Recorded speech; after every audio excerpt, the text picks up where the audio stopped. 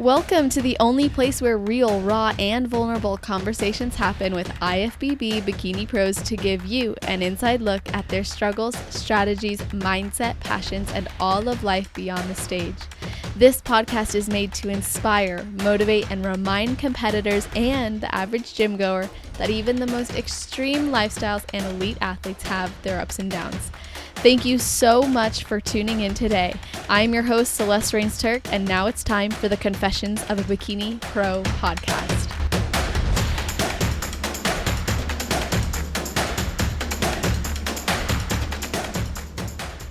I am super grateful for this collaboration that I got to do with the Shoe Fairy.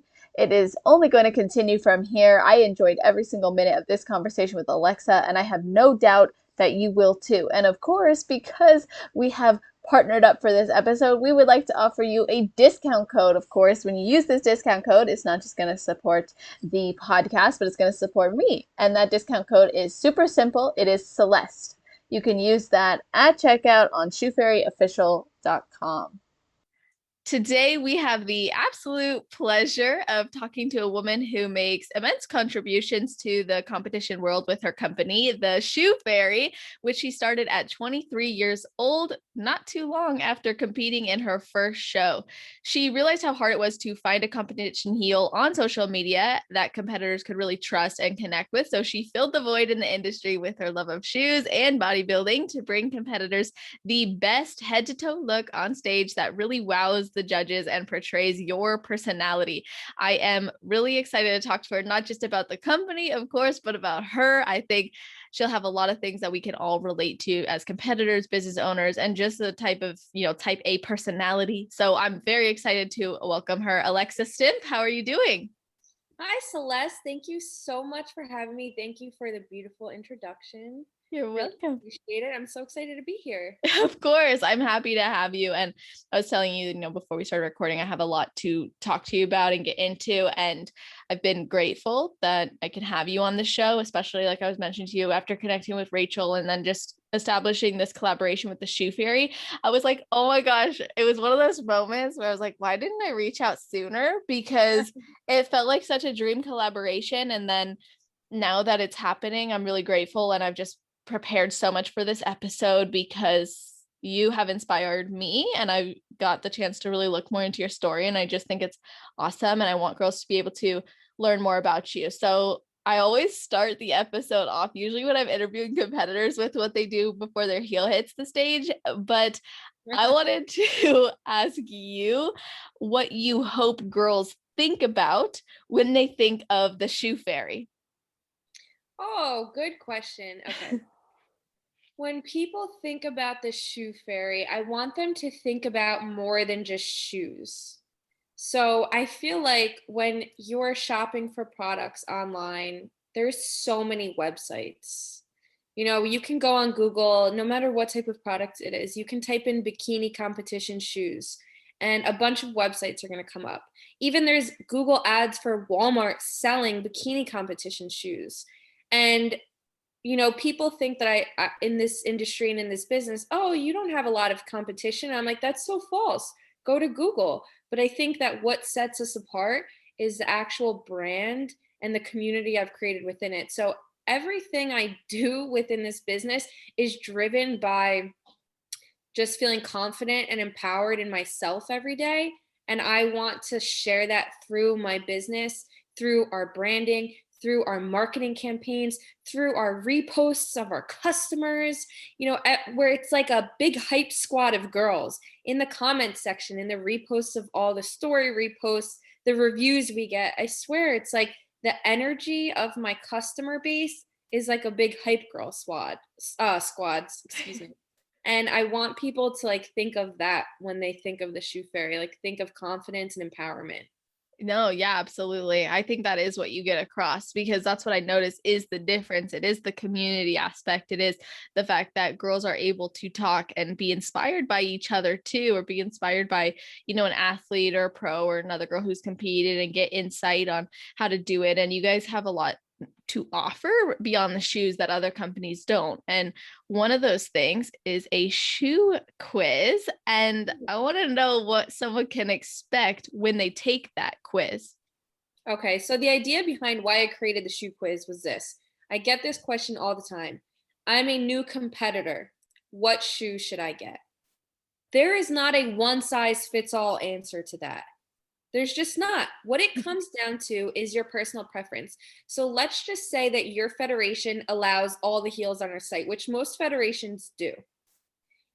All you have to do is narrow it down to your personal preference. So when you're a new competitor and you're thinking, oh my gosh, what shoe do I get? You go on the site and it's kind of overwhelming because there's a lot of different options: heel height, platform height, ankle strap, bling. It's very overwhelming. So I'm like, let me make this simple for people, because in order for you to narrow down your choices, it comes down to three things. Do you want an ankle strap or no?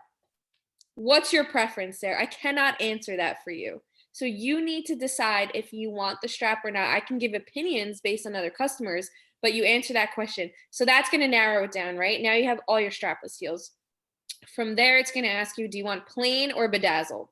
That's going to narrow it down even more. So let's say you chose plain. Now you have our plain heels that have straps. There's one last question. Do you want a higher platform or a low platform? So then that's going to narrow it down even more. So of course, if people have questions, I don't know if I want a strap or not, they can ask us and then we can kind of steer them in the right direction. But I think that those are like the three main questions that can help narrow down your choices and make the selection less overwhelming. I like that. And I think that that's almost like a intense filtration. Like it's a really good way to filter out what you need. But when I was looking at it, I thought, okay, how do these things impact the look on stage? Like, how does platform height change maybe the look of someone's physique on stage, or how might that play a role in it?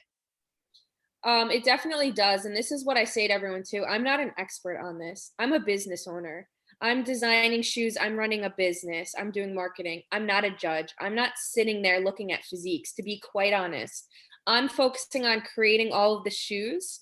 And if you really want to know what is good for your body type, your height, I would consult with a judge, a posing coach, your coach, people who are professionals in that area, because to be quite honest, that's not me. Yeah, no, totally. I think it's important to see the difference on each physique too, and it might take some test runs. And so you offering these different options lets people see what actually looks best on them. But you mentioned height of heel too. Mhm. What is the standard competition heel height for the NPC? Because I have a lot of listeners from all sorts of federations, but definitely more so the NPC and into the Ifbb. So what's the standard competition heel height? And do you ever think there's a time when someone maybe would consider going above that or not going above that? Yeah, so most standard is your 5-inch heel, 3/4-inch platform. That's what's most popular. So the different variations, which are still very popular, are a 5-inch heel and a 1-inch platform. What that little extra quarter of an inch on the platform does is it makes the heel feel less steep. So you got to think that the less of a platform your foot is being more tilted forward. When you add a higher platform, it kind of brings it up, so it's not quite as steep. So if you still have your 5-inch heel, 3/4-inch platform, or 1-inch platform, very popular. Another really popular combination is a 4.5-inch heel and a 1-inch platform, or even a 1/2-inch platform. So I would say if you want to be safe, stick with the 4.5-inch to a 5-inch heel. Okay.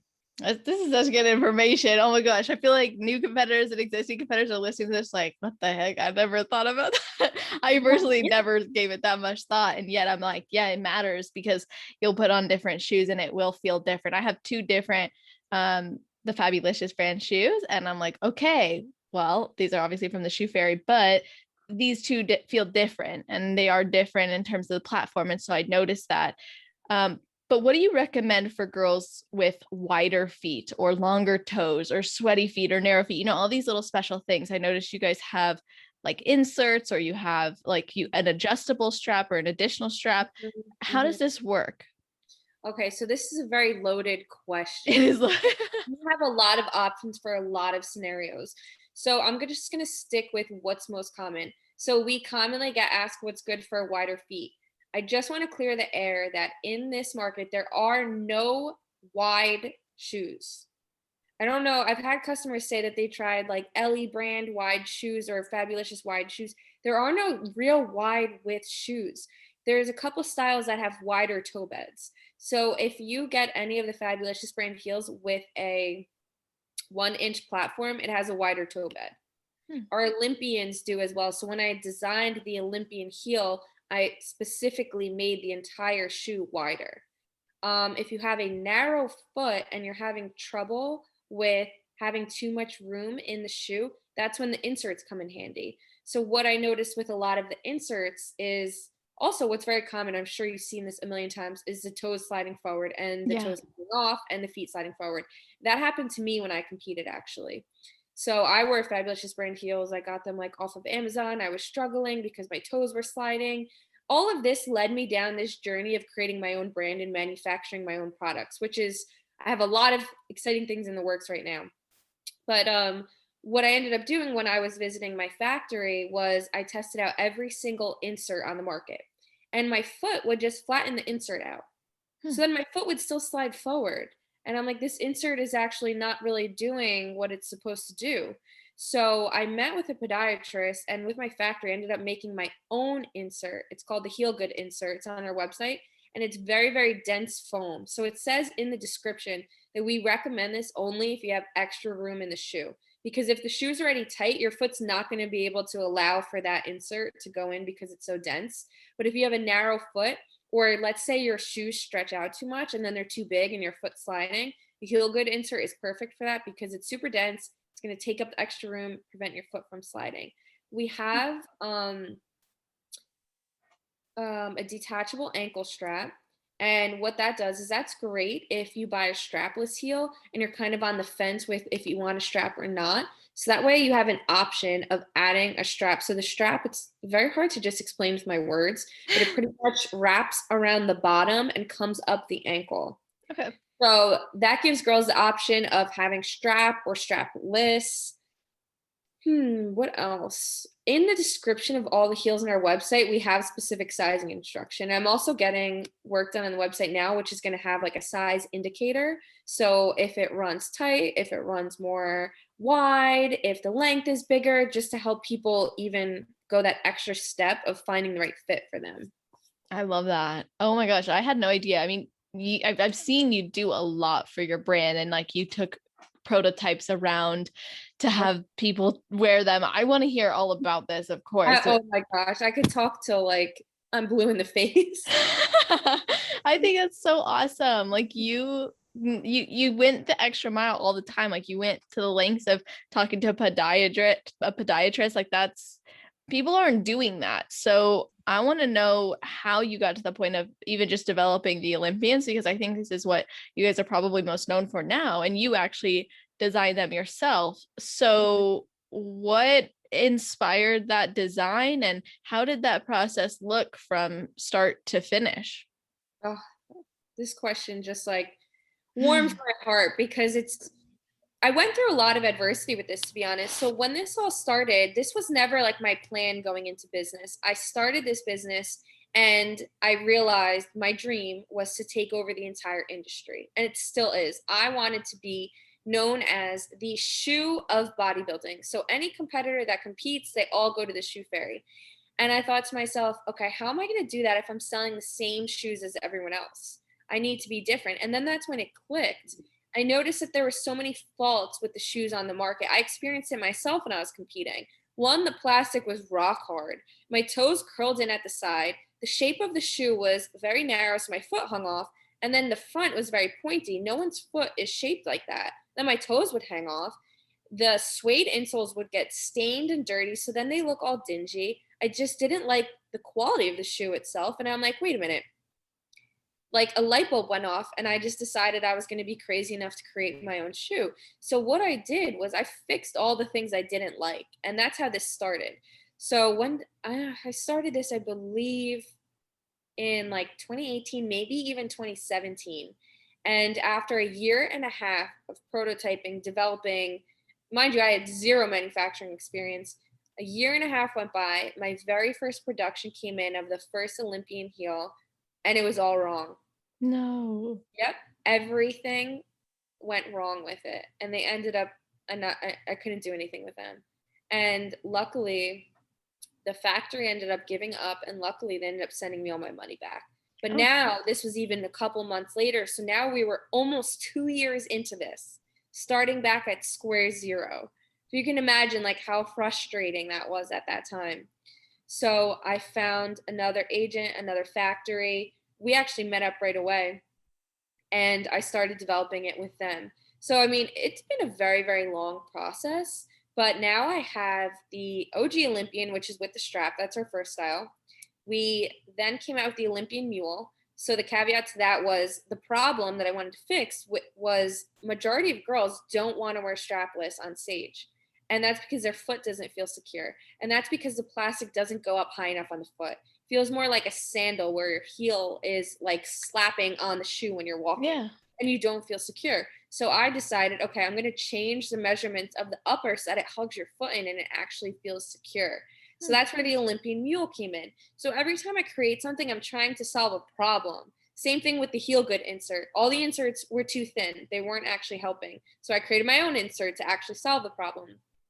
We then came out with the iconic Olympian, which is the very first heel on the market to have all clear and silver rhinestones. Mm-hmm. So if you look at our website, the glitz heels have like that AB iridescent look. These have clear silver rhinestones, and this is when we first rolled out our gray bottoms. So everything right now, unfortunately, sold out. We're working on the restock, redesigning, new launches right now. But moving forward, all of our Olympian lines are having gray bottoms. So it's like a brand identifier, but it also looks so clean. We made some adjustments to the Olympian and the Olympian Mule.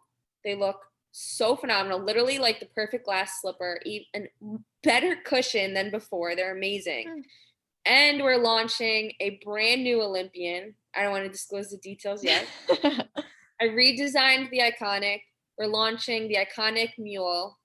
And then we're working on 3 other new styles right now. Wow. So there's like a lot of exciting things to come for the Olympian line in the next couple of months. That is so awesome. Everyone's feet are going to be really, really happy. Yeah, I mean, it's like you're in these heels all day backstage, or you're taking them off and slipping them on, and you want them to be comfortable and you want them to last. Like, I hate when the plastic is like breaks. That's my least favorite thing when you're trying to strap your shoe in. And it sounds like you've really taken a product that needed help and you've turned it into something better, and then you did that again and again, and you're applying feedback and you're making it work for the competitor. But how did you figure out that these steps, to make that shoe go from your brain into a physical product? Okay, this answer is going to blow your mind. Okay. Google. I swear. It all started with Google. And then I figured it out step by step along the way. So obviously it's been a process, and I've worked with agents who were able to help me and guide me, and factories that were able to help me and guide me. I flew out to I spent Christmas at my factory. It was 2 years ago, but that's just how I started, from Google. And then I learned as I went. And I was just always, again, I've been doing this since 2017 or 2018, and I've had every delay in the book. I'm still COVID and everything. All I'm doing is still facing delays right now, but I've just been relentless at this vision that like nothing can stop me. That's awesome. I think that's what it's about. Like, if you really want to achieve something or create something or help someone with something, you have to have a relentless vision to do that. Otherwise, you face a delay, an obstacle, and your patience thins. Yep. And then you end up giving up. Exactly. And you haven't done that. And I'm curious if you expected the Olympian and the Olympian line to become what it is becoming and be this high demand shoe. I did. It's crazy because that was my goal. That literally, like, the reviews that come in for the Olympians right now and the demand for them, I mean, they're all out of stock, which I hate just as much as my customers. But I expected this. This was my plan. And sometimes when I get the reviews that come in the videos, and like, I've had hundreds of amazing reviews, and I think to myself, like, wow, this is crazy. Like this is what I dreamt of.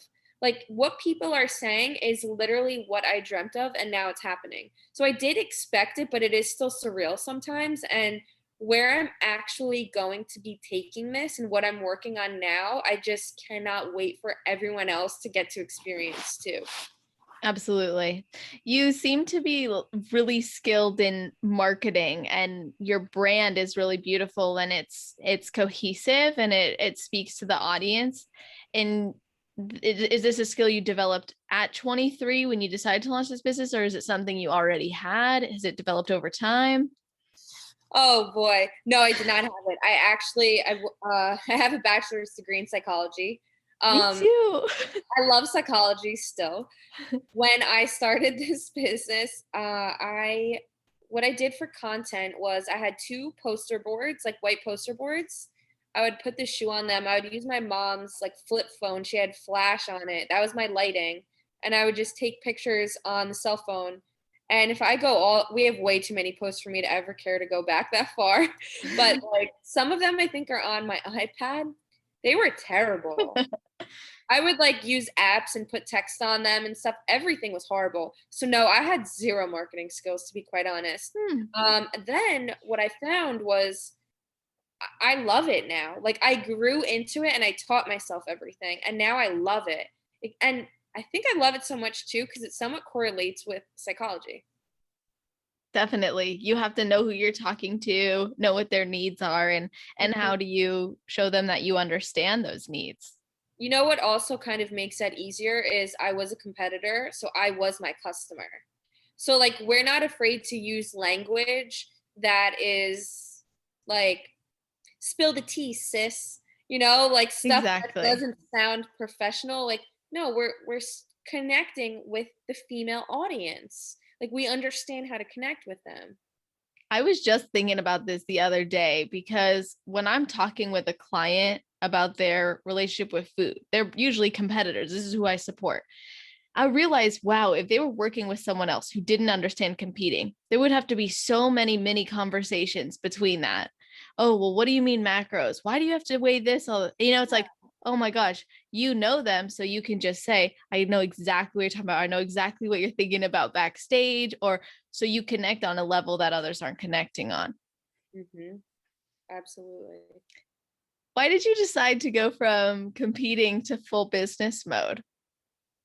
Oh my God, I love this question. So everyone asks, like, were you always an entrepreneur? No, I was not at all. But I've always been a leader my entire life. And I had two different jobs prior, post grad jobs prior to competing and starting the business. And it was when I got into bodybuilding, I was constantly listening to Eric Thomas Mhm. all the time and some Les Brown and Will Smith, but Eric Thomas is like my man. And I was like almost brainwashing myself with this stuff that all of a sudden during prep and everything, I'm realizing, oh my God, like I can do things I never thought I could do before. And I just started having this like power within me that I wanted to start something of my own, not because I wanted a business, because I wanted like to lead and control and create and just like make a vision come to life. That was what it was.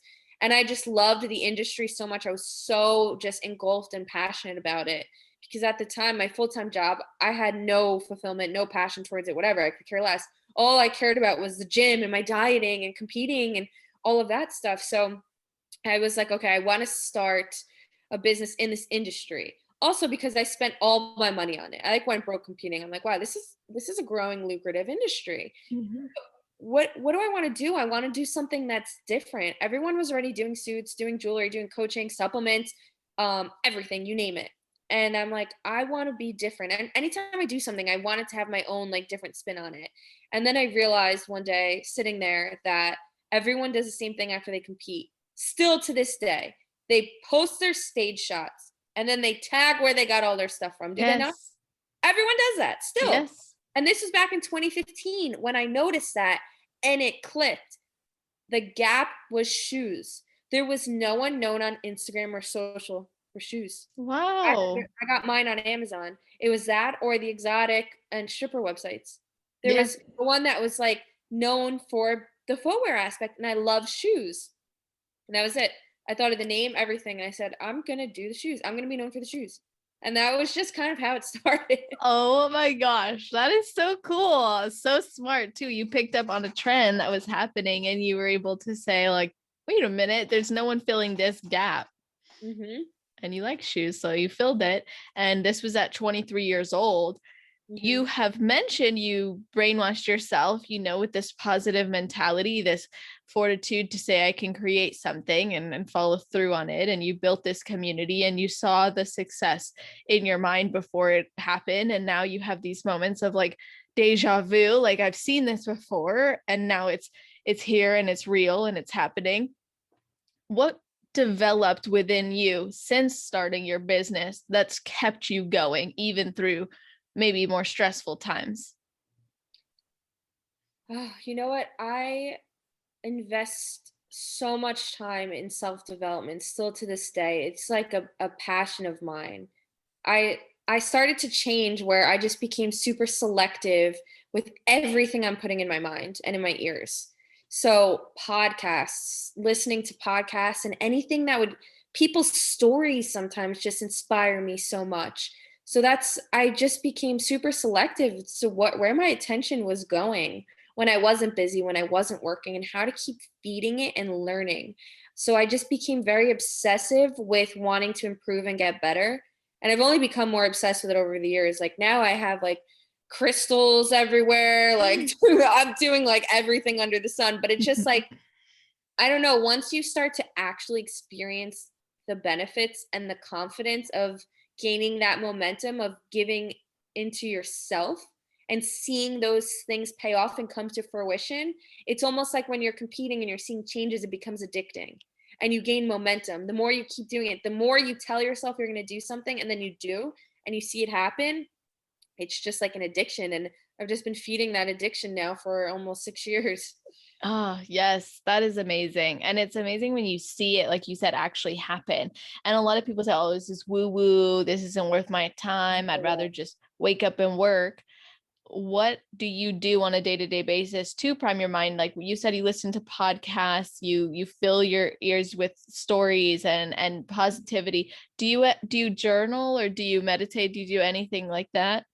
Yeah, so all of that, but I think I'll get to that. I think for me the most important thing is I I do manifest a lot.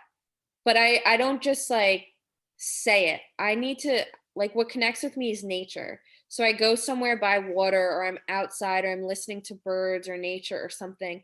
Or even just sometimes when I'm driving, if I let my mind go, I constantly am constantly telling myself and reminding myself of where what I want to happen and where I want it to be. And it's like I see it and I believe it so much that like I get impatient sometimes because I can't wait for it to happen. Because it's like in my soul, I know without a doubt these things are going to happen. And the more that you flex that muscle every single day where you visualize it and you almost feel it's happening, it's like you start to truly believe that it's already happened. You're just waiting for the clock to catch up.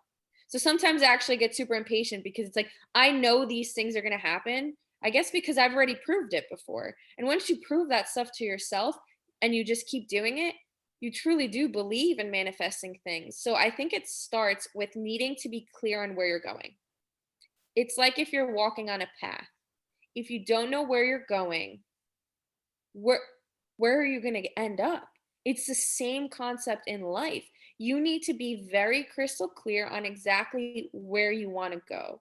So it's the same, and then you really need to set those action steps there. So it's like if someone just says I want to lose weight, that is way too vague.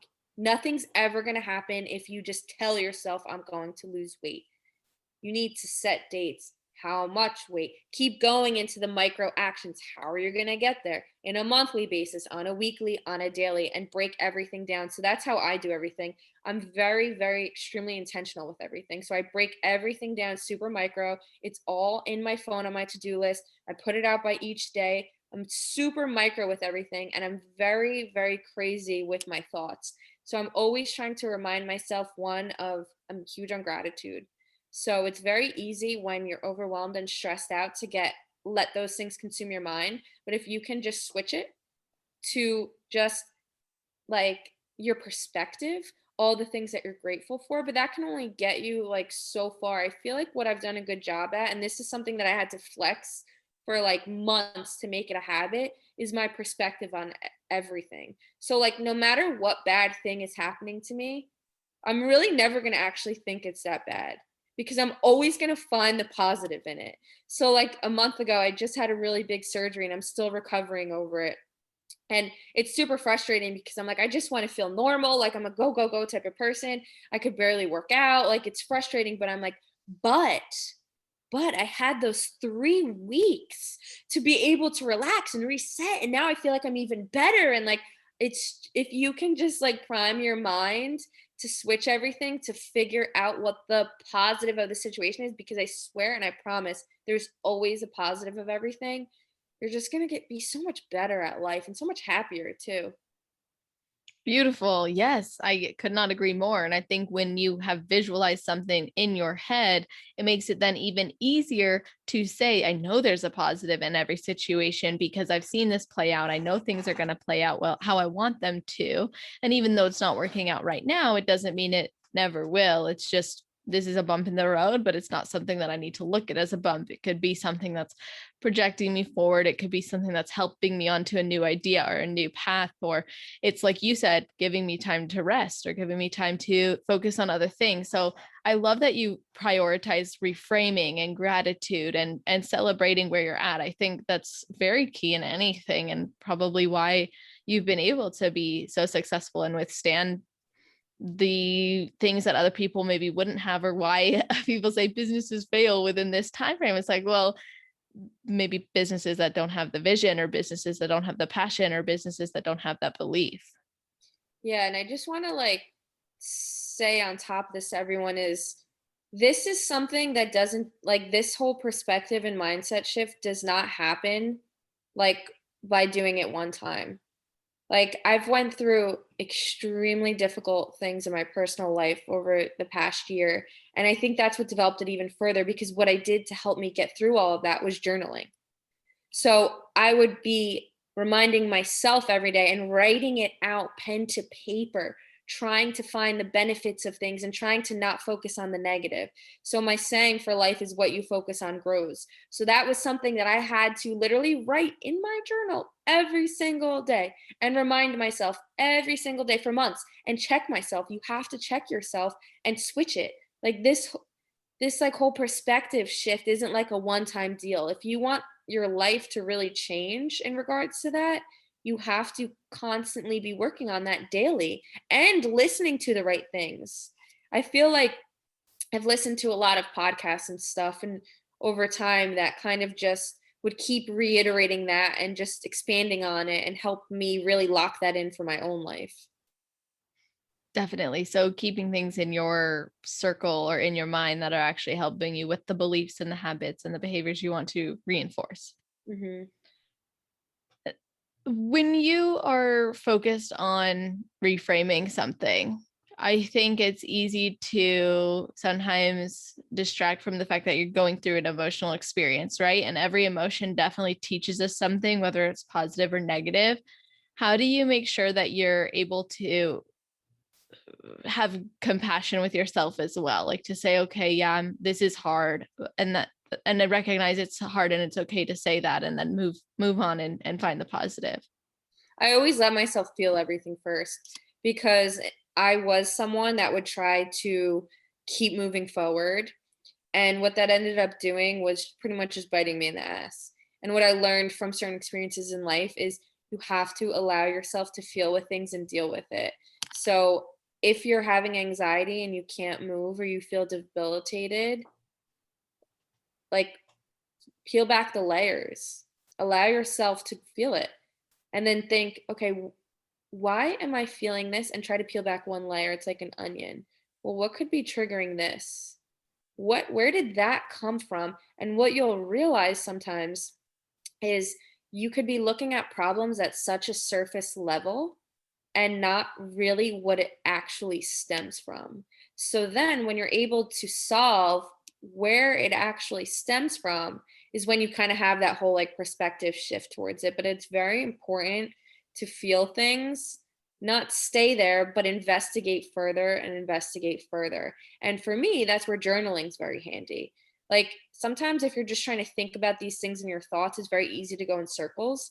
But if you allow yourself to put a pen to paper and just write, you would be so surprised at how much you could just come up with and kind of work yourself through. Definitely. And it's all sometimes a big jumble in your head. Yeah. When you write things down, it detaches you from the experience to some degree as well, where you become not just an experiencer, but an observer. And I mean, journaling is not just a practice used, for personal development. I mean, really, I guess you could argue all types of writing and journaling is, but this is good for processing. This is good for expressing, for brain dumps, like whatever it is. So however you need to look at it, to get yourself to start writing, I think it's a positive habit to take on. And I appreciate you sharing how you've been able to peel those layers back and how you've been able to make it through this tough times. You do, experience the emotions that you have. Your mindset's evolved with you over the years. And you mentioned earlier that you had been working 2 jobs while building this business, or at least starting to. When did you get to that point where you were able to say, okay, don't need to be working these 2 jobs? Or how did you kind of develop that, that ability or that business to then say, okay, don't need to?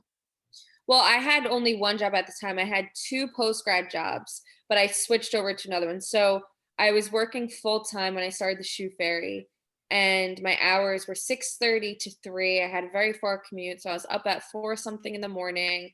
I'd be working at the Shoe Fairy at my cubicle on my lunch break after work all night.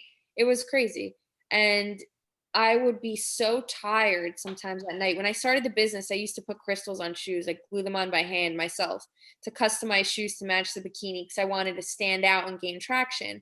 So I would be up at night inhaling this glue. I'd like put a mask on sometimes because I'm gluing on all these crystals. And I remember there was a night where my parents said goodnight. I was living with my parents then. And I started crying as I'm listening to Eric Thomas because I was just so tired and I knew I'd have to wake up at 4 a.m. and, the whole nine. And I put my 2 weeks in, about 3 months in. And that was when I noticed each month, I mean, sales were very minuscule, but each month it doubled. And I just saw that like little momentum and snowball effect gaining traction. I thought, imagine I just had 24 hours to myself. And I just believed in myself and my vision so much. I put my 2 weeks in and that was it. So I think what it comes down to is it's not external validation. Don't bother asking everyone else their opinion, what they think. It doesn't matter. You have to have that gut feeling that you have the faith in yourself that it doesn't matter what anyone else is going to say. Like it's an innate feeling that to take the leap. And if you're questioning yourself, then maybe it's not the right time. Yes. I almost missed a flight writing my 2 weeks notice to leave my job to just run my business full time. And I was like, oh my God, I can't believe I almost missed it. But it was a gut feeling. I had to write it right then and there, or I wasn't going to do it. I just knew, like I felt it in that moment. I mean, I probably would have, but it would have been met with a lot more resistance. Whereas me doing it right then, I felt so good and it's so freeing. And when I look back on my journey, I'm like, there's nothing I would do differently necessarily. There's things I wish I knew, obviously, but do you have anything you wish you would have done differently when you started? That's such a tough question, honestly, because there are so many things now that I wish I knew. I knew nothing. I knew no one. Like literally, nothing. And so this whole experience has been much slower because I've literally been learning as I go. Like, and so there's so much I wish I knew, but you can't reverse that. And the way I look at it is it's just gained me so much wisdom and taught me to be so resourceful and so resentful. I heard Lori Greiner on Shark Tank say one time that if she had an investor in the beginning, she would not be where she was today. And she said that's because I had to figure it all out. I had to wear all of the hats. And that is what made me who I am. And that's how I feel. So there's literally, yes, there's things that I wish could be different, but I don't think I would take anything back because it's honestly like all been part of this journey and like made me the person I am. Yes. Oh, I love that. And that's such a great quote that you just shared from Lori. I hadn't really thought of that in that way, but it's so true. Like we get so much value from having to figure things out and having to go through that journey. And I want to shift gears just a little bit to talking about the brand altogether. And you've done tons of partnerships, photo shoots, sponsorships, collaborations. How and when did you start to coordinate these types of business interactions, and how do you make sure this stays organized through every year? Because you are very, micro organized, you said. Oh, when I first started, I started with these sponsorships right off the get-go. I had no customers or anything. So Yeah. I was just reaching out to any bikini competitor that had a following that I felt like I liked them, I liked who they were and what they did.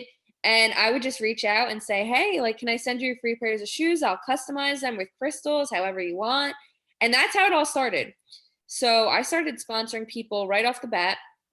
Obviously, just with the workload, everything in the business has changed and developed over time.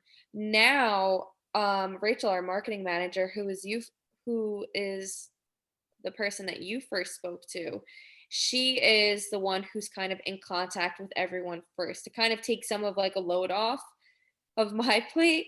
But yeah, we have a calendar in something called Asana where she pretty much schedules everything out, and her and I collaborate on everything together, and then she helps put a lot of the pieces into place.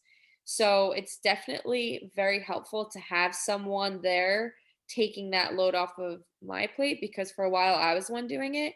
And then what you realize in business is that, I can only give maybe 15% to something, but if I have more help, that 15% suddenly turns into 100%. And that's what makes all the difference. Yes. Oh my gosh. Sometimes there's resistance to hiring people, and then you do it and you're like, you are a dream come true. And especially if they like what you're doing and they're smart and they believe in your brand. And it sounds like you've found that and you've been able to stay organized because of it. And I want to ask a listener question because it flows perfectly with what you just brought up, which is the sponsorships. And someone asked, what does it take to become a fully sponsored athlete? That's a question we get a lot. So we don't sponsor new people all the time. So we are going to be sponsoring new people soon. So I'll just touch on that since that's like most recent right now. So for our Olympian line, since it's the Olympian line, we're looking to fully sponsor all Olympian athletes because it fits within that. But otherwise, aside from that qualification, because that's that's the top of the top, what we look for is, to be quite honest, people that are active, people who are like imposing coaches or have a podcast or very active within the community, active on social media, people who are making a difference and have an influence.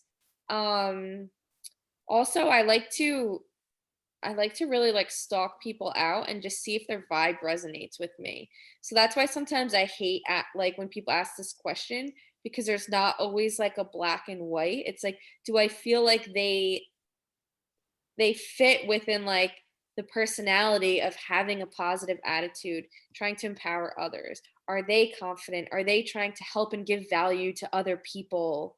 All of those type of things play such a role into it. But I think the biggest thing too is a competition history, because a lot of times we have people who are prepping for their first show, but the reality of the sport is sometimes people end up quitting and don't even make it to their first show. So we want people who have a couple shows under their belt, who want to go pro, who have goals, or who are already pros, who are like really in this industry. Because you know how this industry is. People are in and out because it's such an intense, hard sport. Absolutely. Yeah. So you have to have that heart and that desire to keep going while also contributing to the industry to support others in doing that. Yes. Yeah. Amazing. And I can see too, like as a brand, it's different than employing someone. You're sponsoring someone. They're representing the brand in some way, to some capacity. And a lot of times it's a big capacity because if they have influence, people's eyes are on them. So you want them to obviously be able to share or speak positively, and you want to protect your brand. What's the sponsorships aside, what's the most stressful part of running your business? And then maybe what's the most freeing part of running your business? Oh, everything's stressful. Now that I have the mic. You know what? I just was going to make an Instagram story on this on Friday. I was super stressed out. And then I just decided, when you're going to say something sometimes like that's on your chest and then you kind of like don't post it. Yes. That's what happened. So I'll say it here. Okay. I don't know if it's just based on like the people I'm following or the fact that multi-level marketing is growing so much right now that there's this whole like boss babe, be your own boss revolution, right? Yeah. Which I love to some extent, but what I think it's turning into because social media is such a highlight reel, which it just is, that's just reality, it's natural. But people are starting to think that the grass is greener on the be your own boss side. And that's not always true. And that's not to say that it sucks because I'm not complaining by any means. It's just that people are only seeing like the glamorous positive aspects. And they're not seeing that when you are the boss, and let's say you have your business is growing, you're making huge 6-7 figure investments and taking on loans to invest in this and hiring or firing and insurances and taxes and accounting, bookkeeping, P&Ls, all of the things that don't excite you, you have to do. All of the stresses, like when shit hits the fan, who does it fall on? You. All of the big decisions, everything falls on you. And the reality is you're not going to like every aspect of business. You're not always going to be making money. You could be losing money. And then what? You have to figure it the F out. Like people forget that there's just so much behind the scenes. Like just taxes and stuff, for example. Like, do you know how much reporting and everything, like, let's say you have a bookkeeper and everything, right? Do you guys know how organized everything needs to be? No. Like a lot of people just don't realize the actual business aspect of a business. It's extremely draining and taxing if you're not that type of person, because I'm not. I'm a visionary and a creator. And I like doing all of the fun things. I'm not a business person, I'm gonna be quite honest. I am because I have to be, but does that stuff give me joy and fill my cup? No, but I have to do it. Why? Because I own a business. So I think that's the stressful part. Oh, glad I got that off my chest. I love it. I'm like, wow, it feels lighter in here. Someone had to say it. But anyway, the freeing part for me is like, oh my God, I just have so much passion in creating things and seeing it come to life. So like the whole Olympian line and that stuff that I'm working on, like fills my heart with the most joy and excitement ever. But then with that, oh my God, so much stress and issues. You guys have no idea. But the good things, like when things actually do come to fruition, that to me is like such a high. Or like when I see people post their stories unboxing their stuff, oh my God. And then they get so excited to see the products, like my heart melts and I just want to cry. Or when we get the DMs and the reviews, but really what does it for me is when I see people's stories. I love the story tags of people unboxing and getting excited or dancing in their heels. Like I want to like dance with them. Like I don't know. It's crazy to think like, wow, my products are making someone else's day, and that makes my day. Like no matter what could be going on or how stressed out I could want to pull my hair out, I remind myself and go watch that stuff, and it makes my heart so warm. And it's like, this is why I do it. Like I'm creating this stuff, I'm making it come to life, and people are loving it, and it's making them happy, and they look so much better on their feet. Like yes, that's such a win to me. Like that's what keeps me going. That's amazing. I love everything you just said. I'm like, oh my gosh. I resonate so deeply, and I appreciate you being willing to be honest. Actually, that's something I really love about you too. Like when I was prepping this interview, I was like, she is so honest. Like you guys, when you go to her Instagram, which we're going to be sharing with you, like I swear, like go through her post, because you'll just be like, oh my gosh, someone who keeps it real. And, to the extent that she's comfortable with, at least, we only know what we know. I want to share so much more. And sometimes this is a struggle. Celeste, let me ask you this because I would love your point of view. I want to like share so much more on my personal Instagram, like more realness. But then sometimes I wonder, like, could because I am the owner of this business and I am tied to it and everything, I get scared sometimes that would that then look bad for business, like certain things, like just like more realness about because I hate that everything is so like perfect, like there's so many struggles. I almost like to I just want to like share more struggles. Yeah. I know, you're like, I don't Keep want to paint calling this for it. I picture. just like need it to come out. Yeah.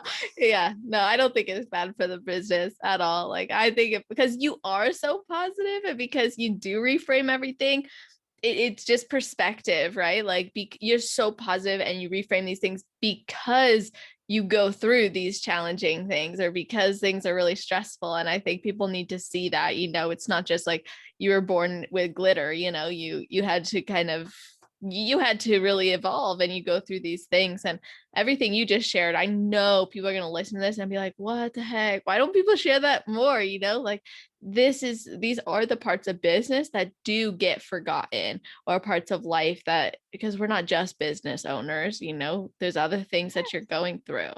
Yeah, we're also like we want a life. We want to have time to go to the gym, do yoga, hang out with our significant others and our family. And sometimes that's so hard because it never shuts off when you're the owner of the business. Like it just does. It's very hard to shut it off because someone, aka you, always has to make sure that everything's running perfectly. Or like right now, we're in an inventory crisis with heels now for like 3 months or so, and like, oh my gosh, it's horrible and it's so stressful and like I don't know. I feel like I post a lot of exciting things when the launches come, but like right now we have no heels and like there's so many issues that arise from that, but again, it all comes back to having the faith within yourself to know that I'm navigating it, I'm figuring out, I'm learning because I will never get in this position again. And therefore, things are going to be even better because of it. Yes, I love that. I see what you did there. Yeah, the things can be so hard. Like, I always say, I have this friend, she's a business owner as well, and she and I will talk on the phone every week.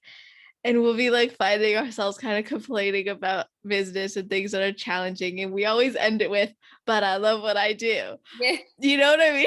You're like, Yeah. you find yourself saying, God, I really don't want to do this, but I love what I do, because it's true. At the end of the day, it's those stories that keep you going. It's the people who keep you going. It's the product. It's seeing it come to life. And the reality is it's hard. It's not replacing a 9 to 5. Instead, it's creating a 12 to 12, really. It doesn't shut off.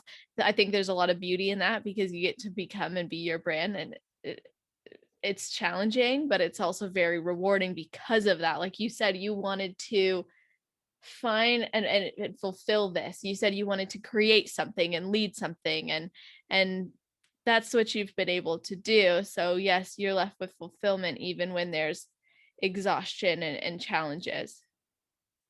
Mm-hmm. So let me ask you some questions from our listeners. Ooh, yeah. These are really good. We'll start with things more around you, and we'll go towards things about the products. Could you see yourself doing anything else outside of running the shoe fairy? Oh, yeah. I have a lot of like passions in life.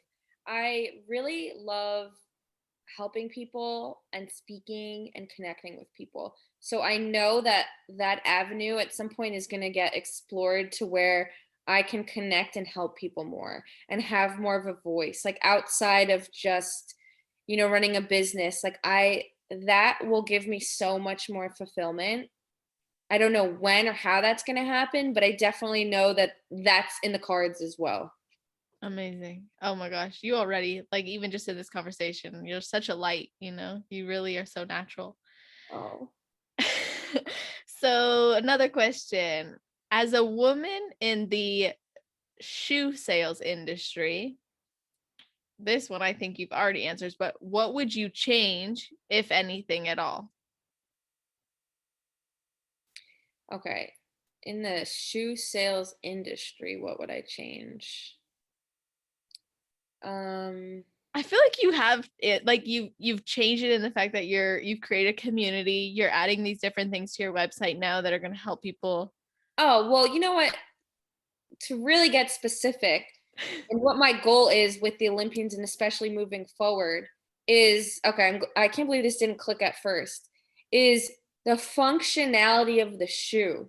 Because there's big brands, like I love Steve Madden, but a lot of the shoes, like they're so uncomfortable and they have aspects to it that just doesn't even make sense. It's like a lot of these big brands are just focused on volume and mass producing and getting out so many new styles that the craft of the shoe is so overlooked, and like the functionality of the shoe. So the things I'm working on now for the future is to really like honor the actual shoe and for the woman wearing it, because you're putting so much time into this sport that I want the shoe to perform for you as well. Like not add problems where you have to worry about your foot sliding and your feet cramming and this hurting, and like that shouldn't even be a thing. So like that for my brand is what I'm working towards, is everything has like purpose. And you're going to see when we restock the Olympians, launch new ones, and I'm changing my site, on that line is going to be a why we made this. So I'm explaining like why I did certain things. Like there's a lot of thought behind it. It's not just me trying to like throw things out there. Ooh, I like that. I love that, actually, like showcasing the functionality and why you created that. I think that's amazing. Okay. So someone wants to know if you could explain what AB crystals are and how this compares to other crystals, and when it's good to wear one versus the other. AB crystals stand for Aurora Borealis, and it's like an iridescent multicolor crystal. So the color changes in the light. It can sometimes be like predominantly pink or purplish color, but even sometimes in sunlight, it almost turns like blue-green. So I think in regards to shoes and accessories, choosing AB is a good choice if it matches your suit. So a lot of people choose their suit before they get to the shoes and the accessories. So depending on what crystals you have, like if you have something that has AB within it, or if you have like purple, like a deep purple color suit, AB would complement that beautifully. But otherwise, if your suit, let's say, is red and maybe it has clear stones or it's all red, stick with the clear. It's going to clash. So only time I would choose the AB is if it's actually going to complement your suit. Makes sense. And that goes for jewelry and Same thing with jewelry. Yep. okay. All right. This is an interesting question. Have you noticed a difference in the way IFBB pros accessorize compared to amateurs? Oh, this is tough. Okay. Because there's so many opinions on this. Like so many people say, "Oh, don't get heels with stones because it's distracting." But do you know how many pros still wear the glitzy heels? Or like when Issa won I was Miss just thinking that. Olympia, she was wearing like the glitzy heels, the completely encrusted shoes. Like there's so many opinions out there. But no, because if I had to pass one judgment, I would say that pros maybe more so wear plain heels. But you still see the girls wearing, like Attila, our athlete, she wears the glitz heels completely encrusted. So yeah, I mean, even like Anya from Team Elite Physique, she wears the luminous a lot of times completely encrusted. This past show, she went plain and did the plain version of it. So a lot of times they switch back and forth. Like Jess Wilson used to wear plain, now she's wearing the Iconics. I think they just like switch things up to whatever like is they're feeling. Yeah. Um, yeah, it's tough. It's really tough because the Olympians they go back and forth with the plain and the bling. Same thing for jewelry. So not so much. Okay. And this is the last listener question. How did you put together the jewelry sets that you have? Well, you can thank our lovely office manager Bianca for that. I used to curate them, and what I would do is I would stand in the inventory room, stare at all the pieces and the shelves, and just coordinate what I thought looked good together. Then I taught that to Bianca. So Bianca does that now. Now we have a new twist on it. Rachel now creates Instagram stories with choices and has our followers who watch vote, and she takes the votes from the followers and then they make the set. Oh, that's awesome. Yeah, it's cute. I love that. I think it's so cool. I think the lookbooks you guys send out are really great too. I love getting those emails, honestly.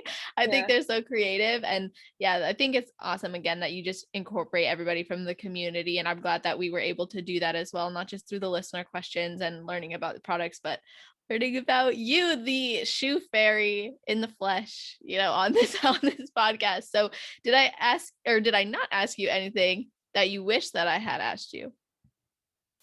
No, because I came into this, I had no idea what route it was going to go. I'm like, I'm not a bikini pro. So who knows what she's going to ask. So I just had zero expectations. I like to come into things not knowing because I like to kind of just go off the cuff and talk. So no, I would say we nailed it. Yeah, I agree. I think so too. My intention was to give people a feature episode that showcases something they can do to elevate their look on stage and to understand this brand and this company as an option, as a choice, because I think you guys are the best choice and you guys are doing so much. And I love the community aspect. So I appreciate you coming on and talking about yourself and talking about the Shoe Fairy. So can you let everybody know where they can purchase the Shoe Fairy, where they can find you, connect with you, and all that jazz? Yes. So our website is shoefairyofficial.com, or you could just Google the Shoe Fairy. That has all of our social links on it, but our Instagram is at the Shoe Fairy _ because someone took at the Shoe Fairy. I was DMing her for years, never answered. What a thief. There's a million ways to contact us. The DMs all throughout the website. We even have a texting service. Someone's always there to talk to everyone and help the customers, the followers out. And my personal Instagram is at Alexa Stimp, ALEXASTIMP. Amazing. And I'm going to put all of that in the show notes as well. So you guys, that's always on celestial.fit/podcast. If you're listening right the first thing in the morning, which of course you are, right? It'll be at the top of that page. If not, you'll go to the category section, click on Alexa's name, and then you'll be able to see that.